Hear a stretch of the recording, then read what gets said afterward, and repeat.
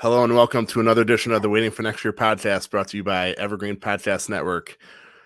Joe and I are back talking about another Browns win, this time in Minnesota. Ugly wins. It's worth a reminder early on, ugly wins still count as wins, especially on the road. Yeah. But yeah, Browns took care of business.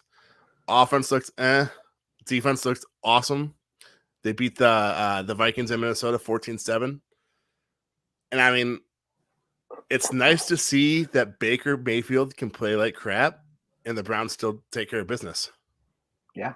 The defense stepping off of last week's dominant performance, they had another one. It's probably even more impressive just against the offensive firepower that Minnesota had. It was fun to watch. They were attacking, and this is what we dreamed of when it all hopefully came together. And man, it's been fun. Remember how we were like freaking out about this defense early on, and now the last two games?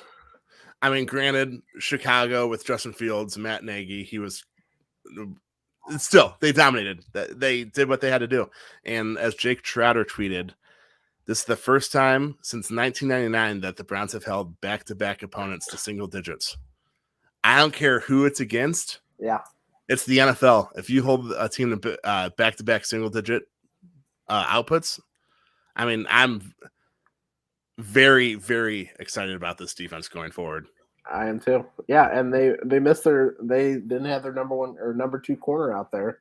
Greedy Williams stepped in and he played really well. Got an interception.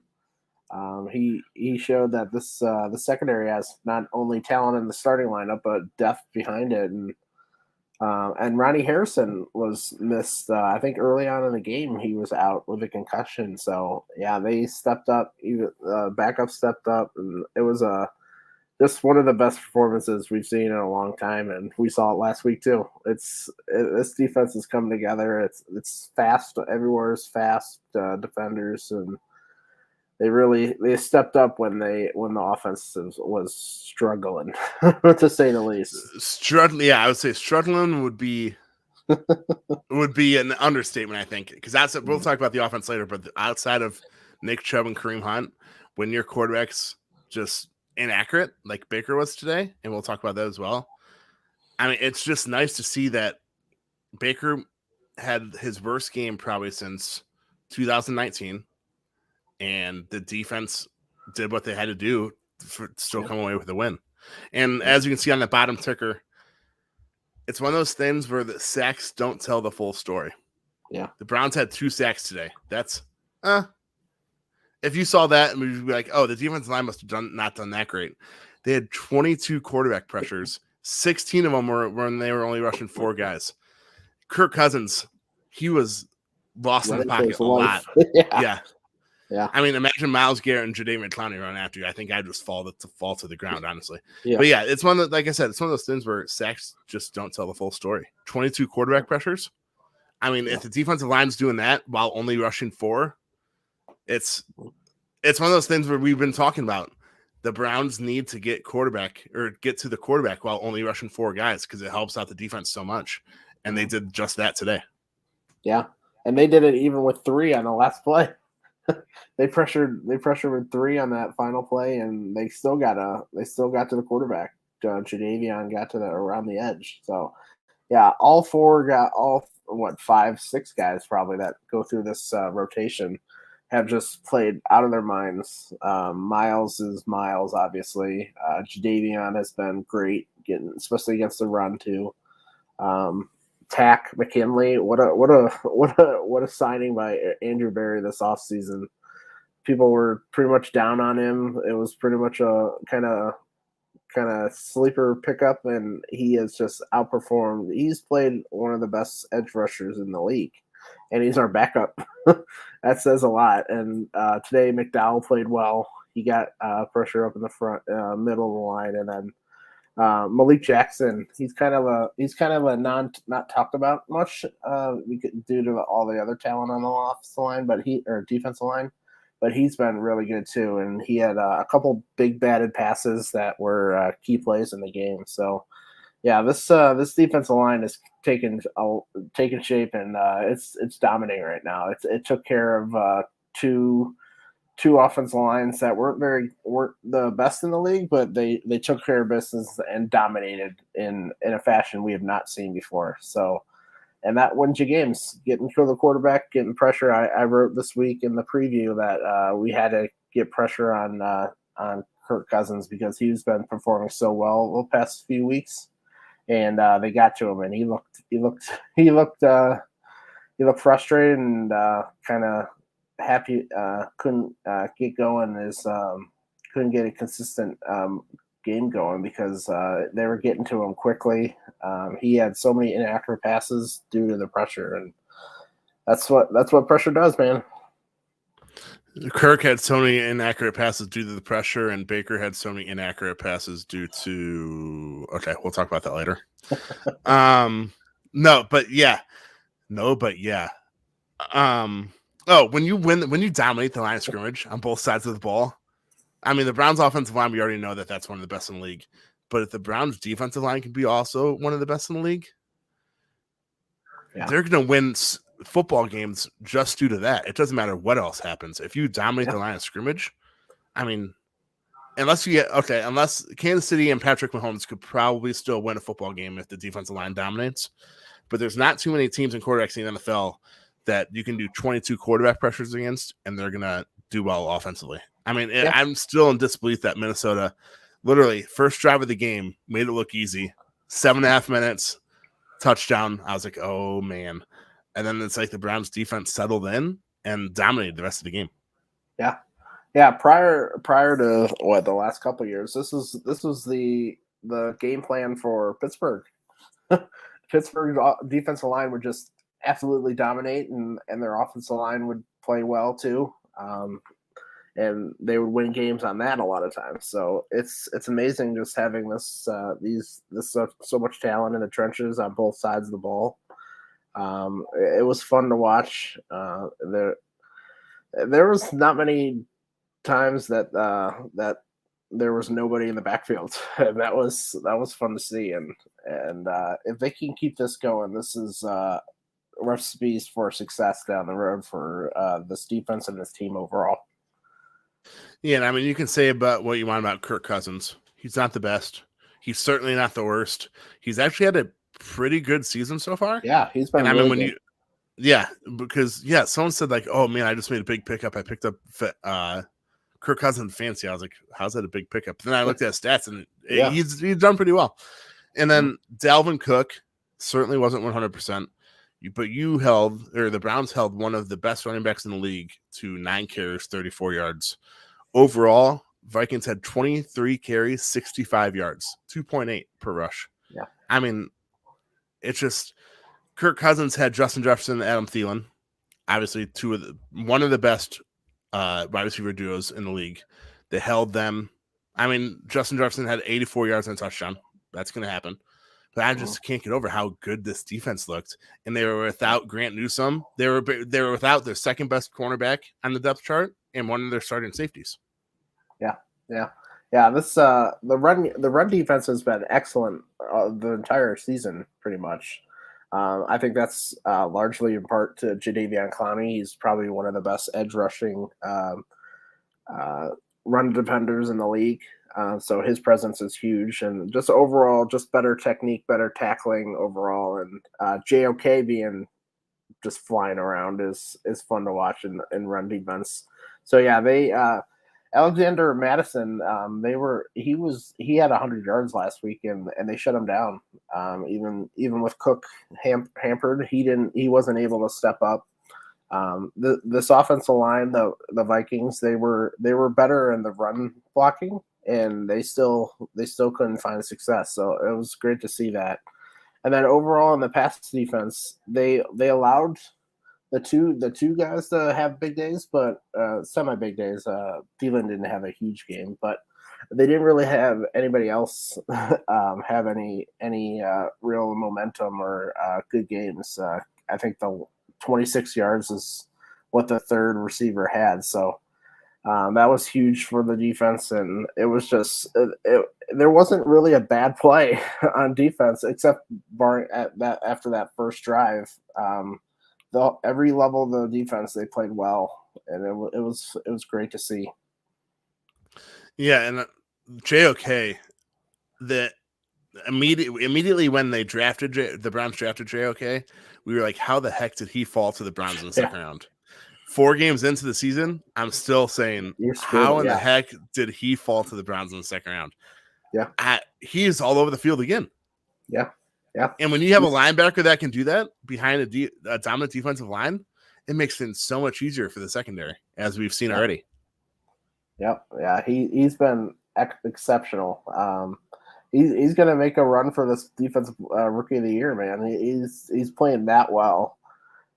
He's playing in the run. He's playing against the run and getting through blocks better than I thought that he could do, because that was one of the things. Getting caught on blocks was maybe something he would have to work through, but he's been unbelievable. His IQ and just speed to get the ball have beaten the blocks almost every time. It's amazing to see him, how quickly he can get to the ball, and then just in pass coverage, that's one of his best assets in this game, and he's been excellent at that too. So we found a keeper at linebacker. Finally, the Browns have a linebacker to trust for many when was years. the last time? Yeah, when was the last time that could happen? We're like, wow, the Browns have a linebacker of the future. It's usually like, all right, who are the Browns going to pick up in the free agency on a 1-year deal? Hopefully, it pans out.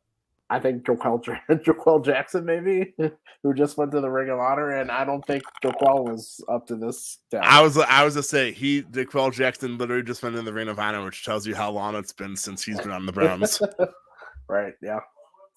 It's this linebacker core is just so much better when they have somebody of this talent on there. Everybody else can settle around it. You don't need like 3 or 4 guys at linebacker to be difference makers. If you have one key guy that can fly around the field and everybody else plays their roles, it's so much better. Like Malcolm Smith has played so well the last 3 weeks as the starter.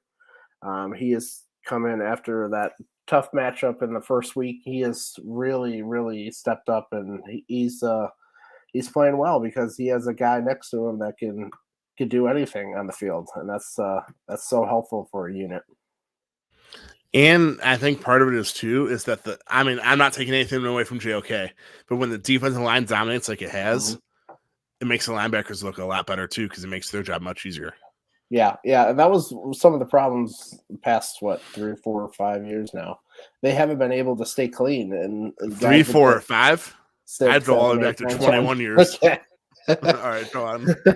But yeah, it's tough playing linebacker when you're not when they're not staying clean in the second level, and blockers are getting to the second level. It makes your job harder, and it makes it pretty much impossible, because an offensive lineman is pretty much always gonna have a higher success rate versus a linebacker. So when you can stay clean and get to the line scrimmage without getting any traffic, that's a huge key for the line. So yeah, the linebackers are very much helped out by this dominant defensive line. Yeah, and next week, defense is going to have another tough test. We'll talk about this. We don't really preview, I guess, but against the Chargers, we know how good the Chargers offense can be. That's true. Check in Friday morning for Joe Gilbert's preview. But yeah, LA Chargers, they have a very good offense. So it'll be interesting to see how this defense does for the 3rd consecutive week, especially on the road, which it will be interesting also to see how many Browns fans are in LA for this one. Because I know there's been games for the Chargers have had where it seems like they're away by the sound, but they're actually home. Yeah. So it'll be interesting to see how the dog pound travels. I could see us traveling. I could see us traveling. Yeah, the Chargers, after they left San Diego, they have not had the fan base they used to. So there's definitely a chance that the Browns backers all across the California coastline to travel down there and make this a semi-home game. Yes. All right, but back to this game, the one that the Browns somehow just won 14-7. And It wasn't even that boring of a game, to be honest. Only 21 points, but I was never really that bored. I think part of it was because the defense just dominated as much as it did. Yeah, it was fun. They were just when you have an attacking defense. We kind of saw this with the Ohio State when Jim Tressel was coach. That defense they didn't really score points, but it was fun because the defense was just attacking. They were dominating the game, so it's fun to watch when a defense is just rolling and they shut down a opposing offense. We've seen it 2 straight years or 2 straight games. I don't think there'd ever be a day where the Browns defense would be compared to Jim Tressel's defense at Ohio State, but here we are. What a day to be alive. If only, I guess this is a good transition. We won't even talk about the offense yet. If only the Browns punter was as good as Jim Tressel's punters, because Scottish Hammer struggled today. I mean, even on that last punt, all you had to do was pin him like inside the 20 and the 27-yard line. You just can't be on an average football team. The punter doesn't mean that much. On a team where the Browns, where they have big expectations this year, which let's admit they do, the punter means a lot, especially down the road in December when the weather's bad, and especially in the playoffs. Scottish Hammer has to do something to improve. Yeah, he has not been good. He hasn't been good since his rookie season. I thought they should have had a competition this offseason, but they didn't think that was something they should do. So, but they didn't let any punters into the camp this year. But he's not been good. His accuracy in the red zone has been horrible. I don't know what. I think they had like one inside the 10-yard line in the past couple games, and that was a miracle. But he's shanked balls. It's not been good. He's been the worst part of special teams, and it's not even close. Yeah, I know. I think I tweeted this out. Or I put it in our WFMI Discord, which, by the way, you should join. But who would have ever thought that the Browns would have a good kicker and have a punter that they have to worry about? Yeah, I know. Let's talk about Chase right now, man. What a performance! Back-to-back weeks again. Back-to-back weeks, 2 over 48 yards. That's impressive, man. And he's drilling them. It's not like they're like easing right next to the goalpost or anything. He is drilling them, and I feel like Stefanski's getting more comfortable actually sending out the offense or sending out the special teams to kick these long field goals. It's in the past we've seen it with Cody Parkey last year. They didn't even try to attempt anything over 50 yards, and this is 2 straight weeks they've tried three field goals over 50 yards, and he's with made them no all. and with no hesitation, like you said. Yeah, it's just like he has full trust that Chase McLaughlin will make it. Yeah, and I mean, when you have a kicker that can do that and put up points when you're inside the inside the 37-yard line, and I won't say he's automatic. It's a Browns kicker. It's only been 2 games, but but if he can, he obviously won't go 100% this year. He's bound to have a miss or two. But if he can be accurate from 54 yards and in, that just changes so much. Yeah, transforms your offense. It's just like Baltimore. Like, obviously, Baltimore has a even more automatic kicker, but their offense literally the best kicker in NFL history, probably. Right. But it just transforms you. You know that once you get to a certain line, you're scoring points, and if you can get even close to confident that you can do that, that's so much better for an offense. It eases up the game plan. You don't have to like be more aggressive. You can stick to your game plan. It just helps out an offense, especially a struggling one like we saw today. All right, so now it's time to be negative, even after a 14-7 win. The offense. Actually, no, let's be positive first. Nick Chubb, Kareem Hunt, once again, did what they had to do. Let's see. Quite as 35 carries. 30. Yeah, Nick Chubb, 21 carries, 100 yards. Quite as 100. And it really was. And I just changed the banner at the bottom. But yeah, I mean, 35 carries, 169 yards, and a touchdown combined. And they're staying fresh. And if you would have bet me that Nick Chubb had 21 carries, I would have said that you were wrong because I figured it was below 20 again. Yeah. But yeah, when they can just dominate, I mean, I guess when the offensive line dominates like they did, they didn't dominate, but they did well. And when you have two running backs that you can lean on, especially when your quarterback like Baker was struggling today, there's nothing the defense can do. You chew up the clock, the defense gets tired, and they can't stop them. Yeah, it's a luxury having these two backs in the backfield. They can do it all. They can catch it out of the backfield, run it, and with great success. And it's amazing to have these two in this offense together. And they can one's off the field, the other one's on the field making plays. And yeah, the offensive line, they played well as a run blocking team. They did not do so well as a pass blocking unit, but obviously that can be blamed on a lot of it on Wills being injured and then missing time. But we'll get to that later. Yeah, it's the run game is definitely the high point of this offense and the one that's consistently been good throughout the year so far. Since you brought up Wills, I know I said this last week. I know they're without Hubbard, but I think they just have to sit him. Let him sit out for a week or two. There's no point in rushing him back. He's at like 70% tops. I'd rather him be at 0% contribution for a couple weeks and then come back as 100% than continue to try to play. I mean, it was clear today he was struggling, and I think most of that was due to his ankle. Yeah, it's not helping the performance. Yeah, it's like once like JC Treader plays through injuries, but he plays well. Like this is clearly hampering his performance, and there's just no point of keeping him out there. I think he was actually carted off today, which shows it might have been more serious ankle injury. But yeah, he needs to sit. I know Hubbard is still out. You're gonna have to turn to the rookie, turn to Hance to see if they can handle it.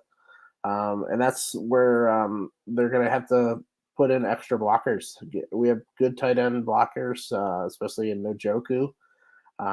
They're just gonna have to help that side. They can't consistently keep putting this guy out there because he's never gonna get healthy if they continue to gamble on his health here. So I'm hoping they just sit him, get him a rest, maybe a couple 2-3 weeks here, and hopefully he'll come back 100% because he's not helping anybody being out there injured. He realizes it, and it's one of those things where I think Stefanski just needs to say, Jedrick, you're going to sit for a week or two. Yeah. Because he's a football player. He wants to be out there, even if he's not. He wants to be out there for his team and be a tough, quote-unquote, tough guy. But as we've said before, it's a marathon, not a sprint. Yeah. When you are a playoff team, which the Browns hopefully will be this year, or else it'll be a huge disappointing season, you have to worry about weeks 18, 19, and 20. Well, no, weeks 19, 20, and 21 and further, rather than just the first 17 games of the year. So, yeah, I'm fine, even if Hubbard's out. Just do whatever you have to do to get Wills back to 100% in a month or so. Yeah, and we're facing some good defensive lines coming up.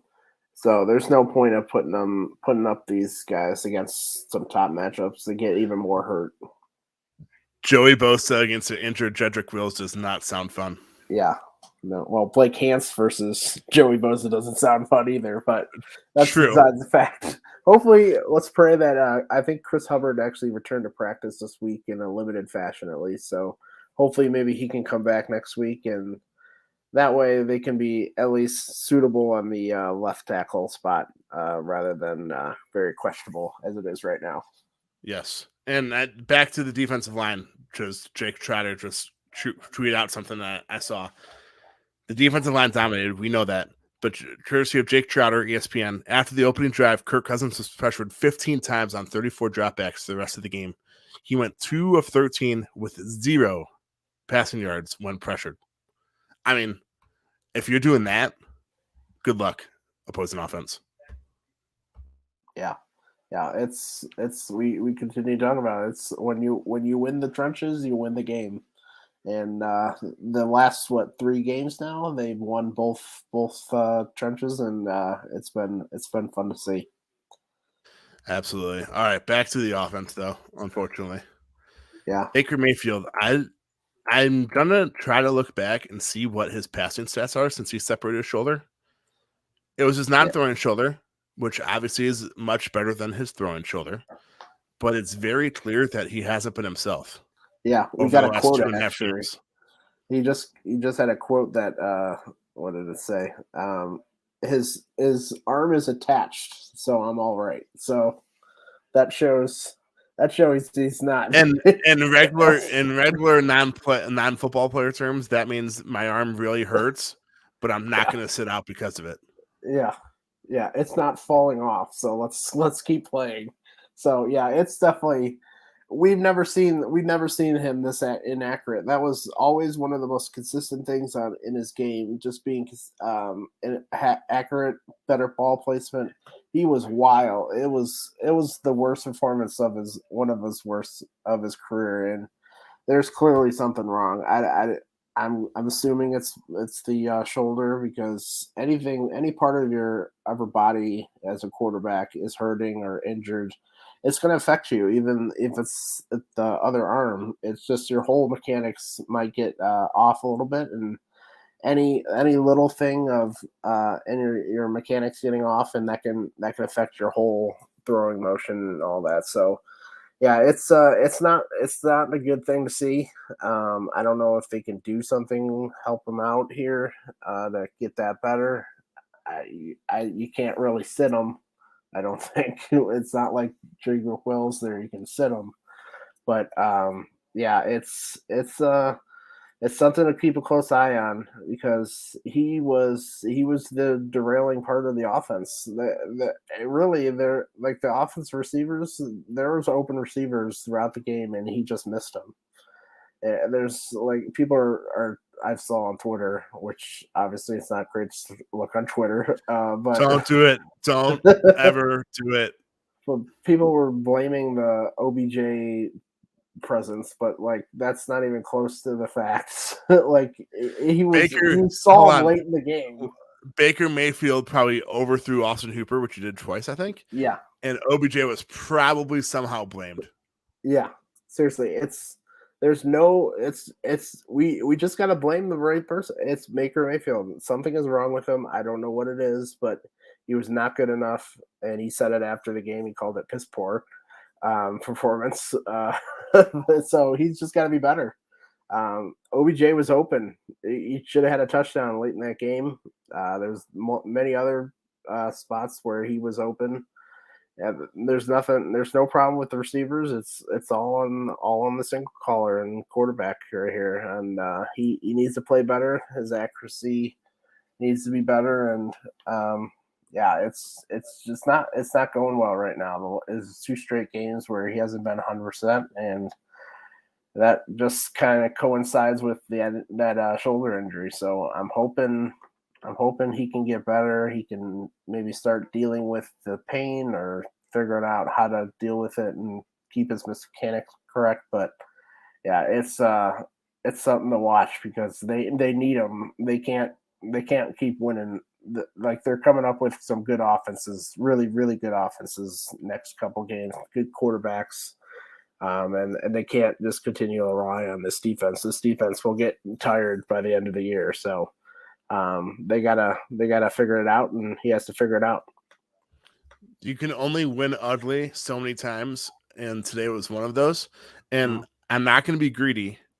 An ugly win on the road is still very, very good. Mm-hmm. But the Browns should have won at least 28-7 today if Baker is himself, if I can talk. Yeah. I mean, you brought it up. OBJ was wide open on that last drive by the Browns. Should have been an easy touchdown, overthrown. I know there was another one. I forget who else was. Kareem Hunt on a screen. It was like 3rd and long on a screen, wide open, overthrown. It's just, I don't know if Baker's hurt, so he's trying to overcompensate, but then he overcompensates too much. I don't know. It's very, very weird. And do you know what else is weird? Is that Ohio State's quarterback and Baker now have shoulder issues. One of them's to the CJ Stroud's is to his throwing shoulder.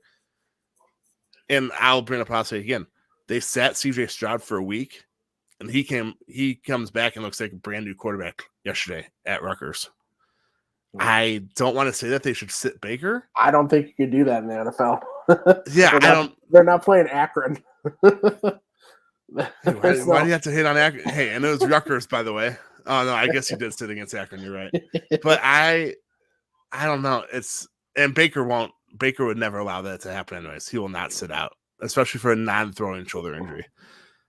But if he's not 100%, something has to be done. I don't know if you don't. I mean, let's see. How many times did he throw the ball today? 33 times. 33. I don't know if that number goes down. Yeah. I wish I had an answer, but I don't. It's just very clear that Baker is not himself. Yeah. Yeah. We've never seen him this inaccurate, and it's just not something I like to see. And hopefully they can figure it out. He can figure it out. Because I hope it's not something that he just can't get over, that it's going to be nagging throughout the year. But something's got to change, because that was a bad performance, and he almost lost them the game that they shouldn't have lost.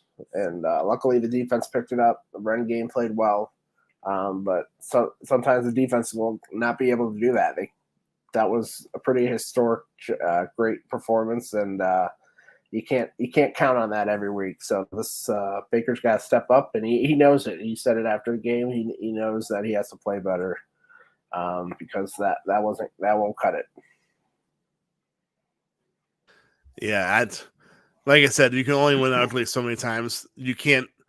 Defense does win championships, but I think in this new age of the NFL, it's more the offense wins championships. That's why the Tom Brady's and Patrick Mahomes' of the world are still winning championships, because it's the offense. It's nice to win ugly, especially on the road, but the defense isn't going to be able to do that every game, like you said. It's going to Baker Mayfield and the offense is going to have to step up. And I mean, last week they looked okay. They put up 24 points against the Bears, but the last 2 weeks it's very clear that Baker just. Yeah. I just hope they have an answer, because we obviously don't. We don't know what's going on in the locker room or anything. Yeah. But it's just Baker. If Baker's playing like this, it brings down the team a bunch. Yeah. Yeah. It's just not. It's not the dynamic offense that it can be. This past game has so much potential, but when the quarterback's inaccurate, that potential is gone. So he's gotta play better. I think he can. I think he's a tough guy that can figure this out. And maybe a lot of guys have to just kind of change up their game, kind of throw a different way to alleviate the pain, or just making it more accurate passes. But he's got to figure it out, and Stefanski's got to help him out. And I don't know what else to say, but he's got to be better. That's all we can say. One thing I was surprised that we didn't see today, just thinking about how Stefanski could help out, is we didn't see any jet sweeps. I mean, we saw a lot of screens, but no, we saw one. I think Odell Beckham had one. Did he? Okay. I guess you just need easy passes.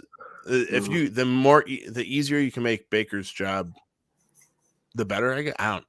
Like I said, I'm lost. I don't really know what to say about Baker. It's very clear that he's not 100%, and it's affecting his accuracy. But the Browns, they're still taking care of business, and that's really all that matters. I mean, they're 3-1, which is what I had them.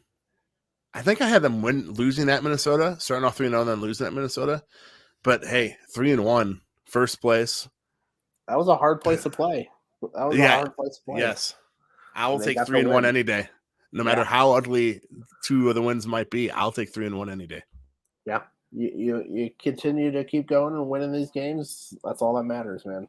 It's problems down the line that you got to work on, but still, when you get wins out of it, that's all that matters. And that's what they did today. They took care of business. It was ugly, but it was a win, and it was big.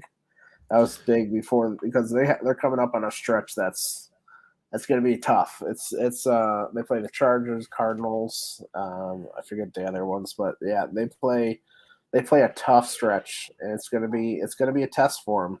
The Broncos, those three are. I think they have one loss between them. So yeah, these guys are good, and let's it's gonna be a test the next 3 weeks, and I'm excited to see it. And let's hope Baker is better and kind of gets through this this injury, this off targetness, and see if we can get going. Yeah, it's a lot easier to learn from ugly wins and watch film from ugly wins when you're winning than losses. No matter how much of a moral victory Kansas City might have been week 1, I can guarantee you it's a lot easier for the Browns players to learn from a win in Minnesota, no matter how ugly it was, than a loss in Kansas City. Yep. Winning is always the best way to go. No way about it. That's getting the win, being 3-1, second straight year, 3-1. What's better than that, man? Wait, did the Browns really start off 3-1 last year? Mm-hmm. Even after that week 1 performance? Holy cow, Yeah. I guess I didn't realize that. Yeah, second straight year, I think it was. Wow. Yeah, so Browns won ugly. Defensive line dominated. The offense did just enough. Actually, the defensive line dominated, but the entire defense dominated, let's be honest. Denzel Ward struggled at times. But, I mean, he had a big pass breakup against Justin Jefferson late in the fourth quarter, which I was surprised. Joe Woods, it was man defense with no help on Justin Jefferson. I was very surprised. Yeah, that's called trusting your players. And true, that's true. Defense hasn't been able to trust their players in the past 3 years, and this year he can do that. And you can run whatever you want. You can throw blitzes at people with this trust, and it's what we're seeing. Also, sticking with the defense, is a better game plan from Joe Woods because he has the players now. They're changing defense alignments. They're changing the coverage scheme. They're blitzing on some occasions, and it's confusing defenses or offenses, and that's the keys to success.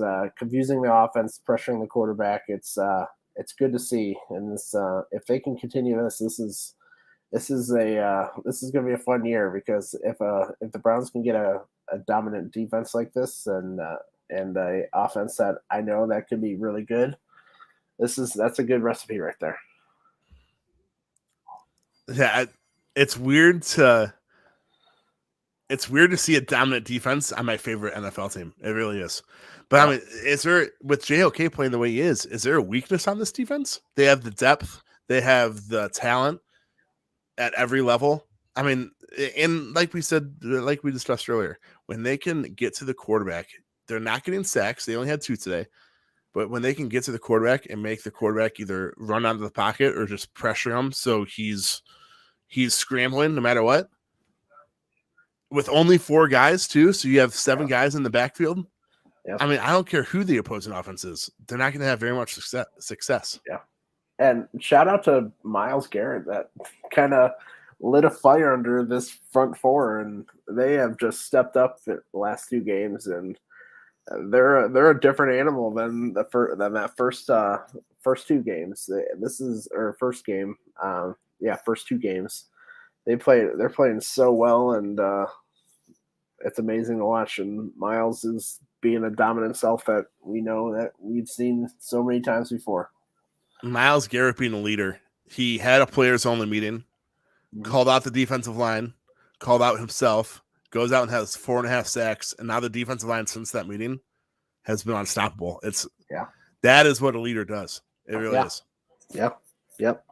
Let's see. Let's hope the offense can have something like that starting today, because if they can get that offense going with this defense, that's good. Whoa, baby! Oh yeah, absolutely. All right, so Browns won ugly, 14-7 on the road in Minnesota.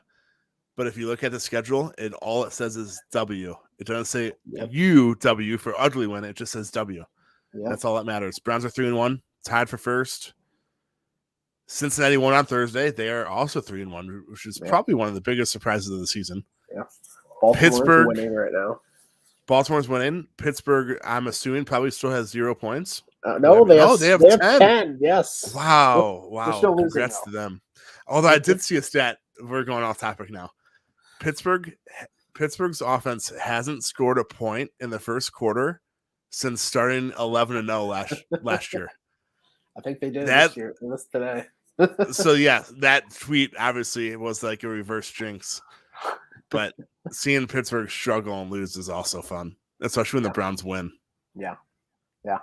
It's this division is kind of, I don't know, it's come full circle here. Pittsburgh might be the worst team in the division, and Cincinnati may be getting better, as we can see.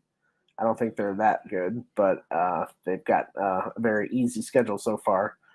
But yeah, they played well, and Baltimore is Baltimore. They're going to be good with Lamar. So yeah, it's going to be an interesting division. But I like the Browns' chances, the way that the Browns have played this year so far.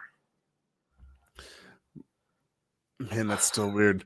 Pittsburgh might finish last, and we like the Browns' chances to win the AFC North. If you would have said that 4 years ago, we would have all thought you were drunk. It would have been the day after the draft when everyone is excited. That was a tradition unlike any other. It was the Browns Super Bowl every year. It just so happened to fall in late April. They got Johnny Manziel. That's a first. Oh my! First place. Out of all the guys they could have brought up over the last 21 years, why'd it have to be Johnny Football? Tim Couch. All right. Okay, that's better. I'll take Tim Couch over Johnny Manziel any day. All right, so 14-7 win in Minnesota, 3-1, first place in the AFC North. Baker clearly isn't 100%. The defense dominated again for the second straight week. Any final thoughts? No, I just love how the defense playing. They played a really good offense and shut it down for 3 quarters. And this offense needs to be better, but we know that, and Baker knows that. I think because Kevin Stefanski knows that. So I expect them to be better, and the fun starts here. We have a 3-game stretch here that are playing against really, really good teams, and we're going to get a good test throughout. So we're going to be back later. 4 o'clock, I think, is next week's. 2 straight weeks, I think, of 4 o'clock. So it's going to be a little bit later. It's going to be Joe and it's going to be us after dark. So that's always fun. We had WFNY podcast after dark last week, and that was certainly interesting. Yeah. Oh, the one on 2 weeks from now in Arizona, that's going to be real fun because that's going to be like 10 o'clock at night. So the Browns looking ahead. The Browns play at 4 o'clock, 4:05, and then a Thursday night game, 8:20. So we are hashtag WFNY after dark for the 3 straight weeks. Shout out to me to taking off that Friday after that game. You bastard. Gotta look ahead, man. True. All right. Browns are 3-1. They won ugly, but it's still a W. I'll take 3-1 any day of the week. Any day. Next up, they have the Chargers, 4:05 next Sunday. So Joe and I will be with you 8 o'clock. So it will be after dark for sure. In Northeast Ohio, it will be dark out. So yeah, hopefully Baker figure something out with his shoulder, even if it won't heal. Hopefully he figures out how to not overthrow guys. Yeah. And to everyone that joined us, we were live on Facebook, Twitter, YouTube. Thank you. Not Periscope anymore. Welcome. Yeah. And if you're listening to our podcast, hopefully you subscribe to our YouTube channel, subscribe to our podcast on Apple, Spotify, wherever else you listen to our podcast. But yeah, Joe and I will be back 8 o'clock ish next Sunday, hopefully talking about another win. And thank you for joining us, guys. See ya.